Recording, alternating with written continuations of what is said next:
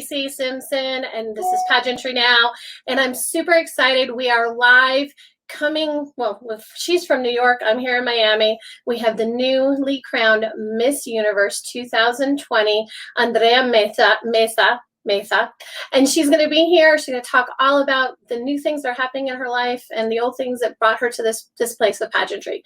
Just as a reminder, we are all about positivity in pageantry and highlighting the amazing things title holders are doing using a crown and a sash every single day. With that being said, let's get Andrea here and say hello. Hello. Hi. Am I muted? Can you hear me? Yes, perfect. Thank you. Perfect. All right. Yay! All right, so we're going to get into this really fast. This is silly, but it's a tradition that I've had for the last 7 Miss Universes, so I figured it's only fair that I ask you this. Okay. Do you like frogs? Why or why not? Do I like frogs? I don't like them, but I don't dislike them. Just indifferent. Which kind of leads me to the next question. I know that you're vegan, and then of course, all things animals. What made you decide to become vegan? Well, I had like a couple of inspirations or motivations to turn it into this vegan lifestyle. First, I couldn't eat any more animals. It was just like something my body was asking me to change my eating habits. And I met a coach, and he is vegetarian, so he helped me to like investigate and get to know like more different ways of eating without involving animals, and I loved it. And then I started investigating more about it, and I realized how bad the meat industry is, not only for our body but for the world and for the animals. And that's the reason why I decided to just totally change into this vegan lifestyle, and that's been for 1.5 years, and I love it. Well, and I know that's part of what's framed your entire look as you've trained to become Miss Universe, and I know that pageantry has been in your life for a while. What made you decide to do this crazy thing called pageantry? Because it really is kind of nuts. It is.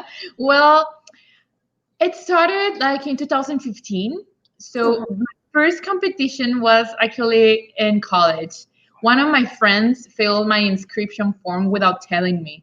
And he told me like, okay, Andrea, I filled your inscription form. You cannot get out of this, and you're going to do it. And you're going to represent engineering. And I was like, what did you just do? I mean, I loved beauty pageants since Jimena Navarrete won in 2010, but I just didn't feel prepared. I felt that I was not able to do that kind of things. Because, I mean, you see those women on stage, on television, and you're like, oh my God, they're perfect. They're intelligent, they're well-spoken, they have perfect bodies, and I just didn't feel that way. So it was like I was forced to participate in my first pageant, but after participating, I realized that I really liked it. I liked the adrenaline that you can feel when you are on stage. I like having an audience in front of you and having a microphone, even though that was very scary for me. It was good. And it was like this motivating thing that I had, but also I met a lot of people in the industry, like photographers, makeup artists, people that saw me and they told me like, you have to be the representative of your country one day. And I thought, yeah, sure, that's not gonna happen. But then I started to like get more involved, and I got an invitation in 2016 to participate in Miss Mexico. And I said, well, this could be a good opportunity for me to learn about pageants, to realize how does this work, and maybe I like it and get experience, and maybe one day go to Miss Universe. That's what I thought at the beginning, and well, I did it. And I was not expecting to win my first contest, but I won Miss Mexico, then I went to Miss World, and that's how everything started. Yeah, and that's craziness. And I mean, I hate to make comparisons, but one of the things that in my brain went, oh my gosh, she's got a red dress like Catriona. Oh wow, she has that same lineage where she's done this before. Oh my gosh, could she be the next Miss Universe? And then when I saw you, I went, Oh yes, this is the one. Like from the very, very beginning, I thought, I kept telling everybody, I think Mexico really has a chance. And so I cried a lot. I cry every time I see a new Miss Universe because there's that moment, and the vision that was on stage was the two hand over hand. I was like, and then that was funny. I have to say that. I was not expecting that moment to look that weird. No, it was beautiful. Honestly, visually, my heart stopped because I got to hold the crown before Zosie was crowned when it first got brought out, and I held it just like that. And so my brain was like, she's gonna give it away. How do you feel wearing that crown? Is it not magical? It is magical. If you see the crowning moment, I was going nuts. I was screaming like a crazy person. I couldn't believe it. I was looking at my family, or what I thought my family was, because actually they were far away and I couldn't actually see them, but I could see the flags. So I was just looking to the Mexican flags, screaming. I wanted to like jump for the excitement, and I couldn't believe it. I even told Sosie, like, is this real? Is this really happening? Because I couldn't believe that this moment that I have dreamed about for years, and I have pictured myself getting that crown on my head, was actually true. It's definitely the best moment of my life. No doubt about it. And honestly, like I loved watching you celebrate, going back to your sister queens, everybody jump up and down. And that as they close the show, that one moment of you and Asia looking at each other and knowing that you're going to be roommates. Like, this is not happening for you guys. I was like, Asia, we're going to live together. Is Asia back, or she's still down here in Florida? I think she's still in Florida, and she's coming back. I'm not sure if today or tomorrow. So finally, we're going to be here together. Yay, that'll be so cool. I hope that I'll get to interview both of you together once you've been roommates for a little bit and get to know you. So that would be amazing. And to like share some anecdotes that we have during the competition, I think that would be great. So I know that you got a call from Lupita Jones, and that moment watching her playback and watching her watch the pageant. How did that feel for you, having that history now with Lupita?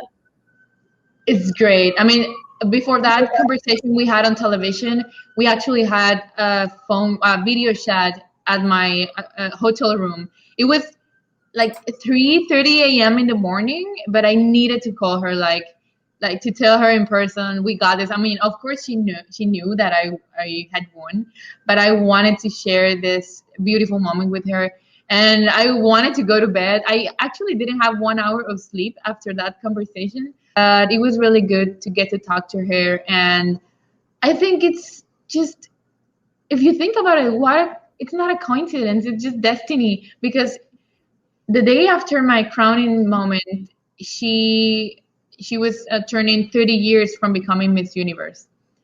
Right. I know that. To me, I was like, this is 30-year magic. So that is fantastic.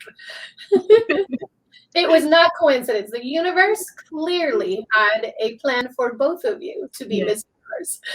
Totally. I agree with you. And I know you got to stay here for a little while before you left for New York. But now you've been in New York for 2 days, right? 3 days? No, actually, the next day, so on Monday, I had interviews in Telemundo during the morning.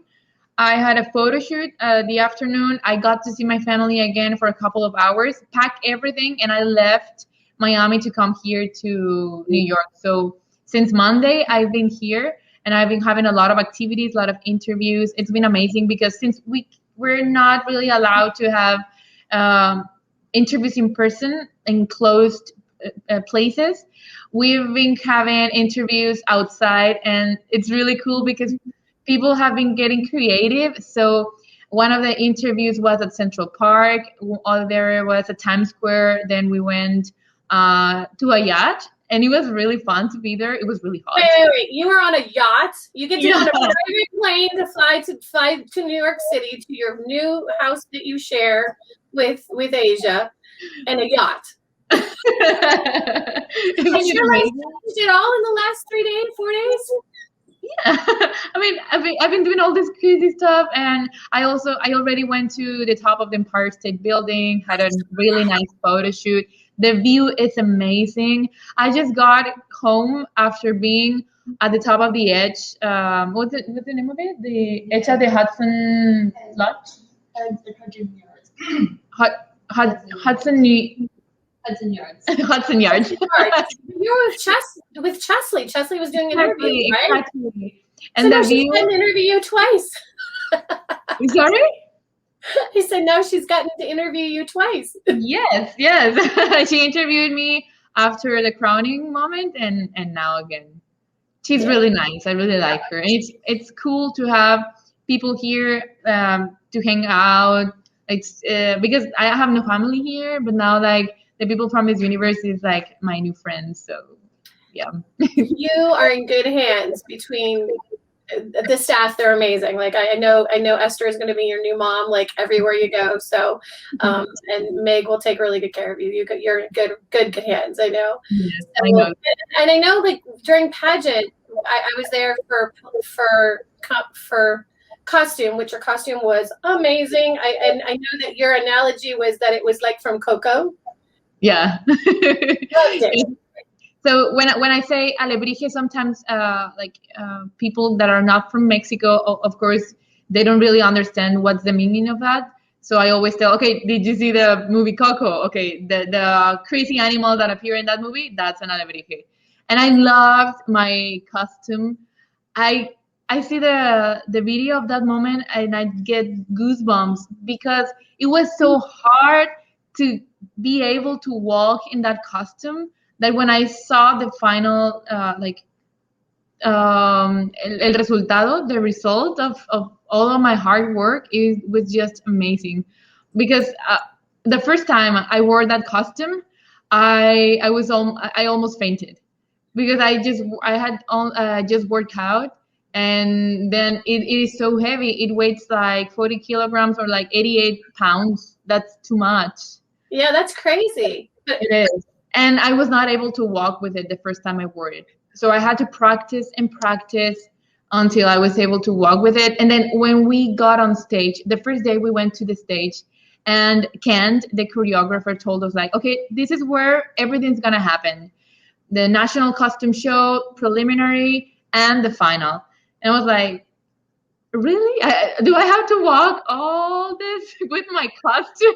I could not believe how far you had to walk in your costume. And she was like super excited, like, yeah, isn't that great? And I was like, yeah, for them, but not for me.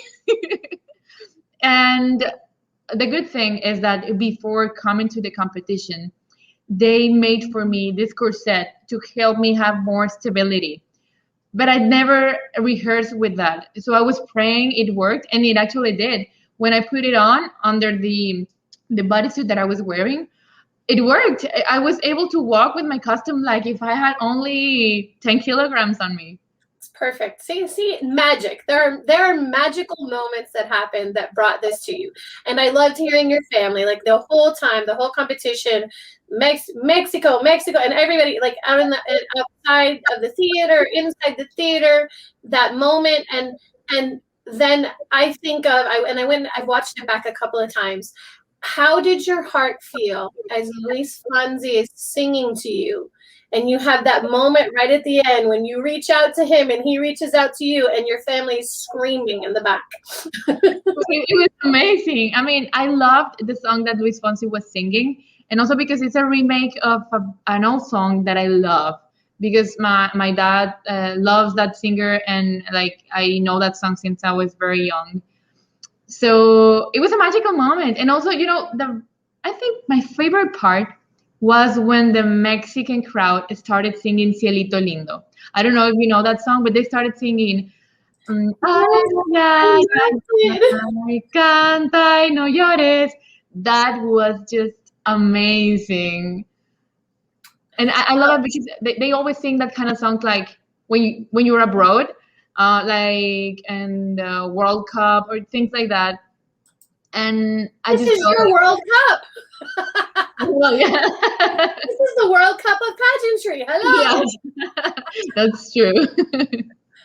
So what are your plans? I know that you've got so many things that are on your brain that you want to be able to do as Miss Universe. So what's the goal? Well, I mean, keep working on what I have been working as Miss Mexico. Of course, first of all, I want to keep inspiring other women and in general other people with my story, because I think that it is powerful to know, like, I got this. I have the Miss Universe sash and the crown, and 5 years ago, I never thought I would be able to do this. And that happens to a lot of us.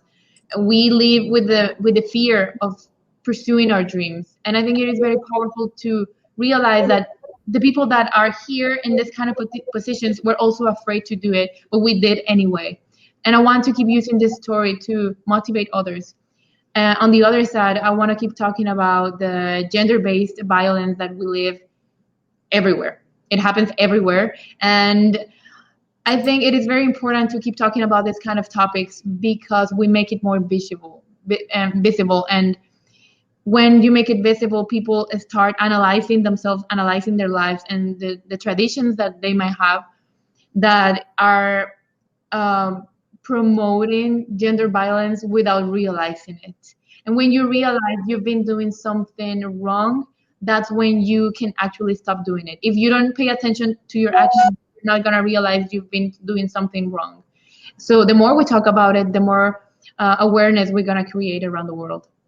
I love that. And that's, I was going to actually talk to you a little bit more about that as well, because it seems like for me, one of the biggest statements that Zoe said was women need to take up space. But this is actually taking up space one more step forward, because there is so much gender-based violence.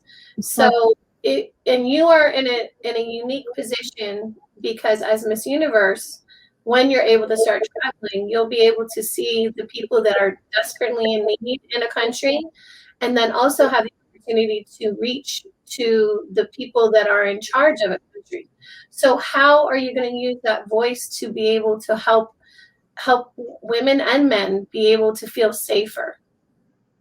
Well, it is very hard because if your mindset is to change the world immediately with your words or your actions, believe me, that's gonna be impossible. When Demi Lee was giving us a little talk during the competition, I really made a connection with her words, because she said that small actions can actually change the world, and we shouldn't feel bad, or we shouldn't feel like we're not doing enough, because little by little we can start creating change, and that's what I want to do. I mean, of course, if when I reach to these people in higher positions that they can create change, I want to talk about these topics, and maybe with what I'm saying, they can analyze themselves and what are they doing, and say, okay, we can do something about that, And if I can change someone's mindset during a conversation in each country or each place I visit, that's gonna be amazing, and that's enough for me. One of the catchphrases one of the sayings I have is, a drop in the ocean eventually becomes a wave of change. Exactly. And you are that drop in the ocean. You have the ability now to literally change the planet with your voice and the things that you say. So I'm super inspired by you and what you're going to be able to do. And I just look forward to seeing that growth. Like, I just see it already. I see the smile. I see you feel you. And I mean, I'm not near you, but I can feel it. And that's wonderful. So, So thank you. I appreciate it. Thank you so much. That's really nice of you. We're gonna do something fun. It's really silly again, but I always do it so that we can lighten things up a little bit when we get serious. Okay. For that, so I'm gonna ask you if you like something. You tell me which one you prefer. Sounds good? Sorry, can you repeat that? I didn't get it. Okay, we're gonna do this or that. So I'm gonna say two things. You're gonna pick which one you like. Sounds good? Okay, great. So, do you prefer vanilla or chocolate, and why? Vanilla. Sometimes chocolate is too much intense flavor for me, so I love vanilla. All right. Do you prefer sweats or do you prefer a dress? A dress, totally. I love casual dresses where you can feel free and comfortable. and like it's very versatile. So maybe you can be at home, but if you add like a nice pair of shoes, you're gonna look very well dressed to go out. There you go. And you're going to be doing a lot of that, I guess. Yeah. All right. Do you prefer heels or do you prefer flats? Flats, totally, and mostly sneakers. I love wearing dresses with sneakers. Seriously, I love that idea. Oh my gosh. So you're going to have to take pictures so that we can see them, because that I think is fabulous.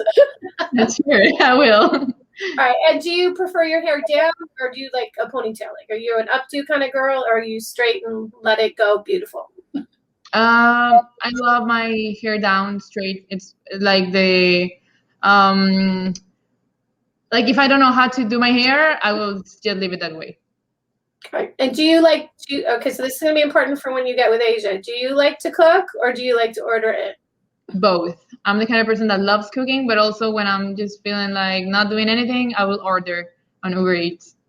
Awesome. And then, I mean, what would you like us to know about you that you haven't, like, no one's asked you so far? You've had several interviews, so what kind of things you want to share with us that we don't know?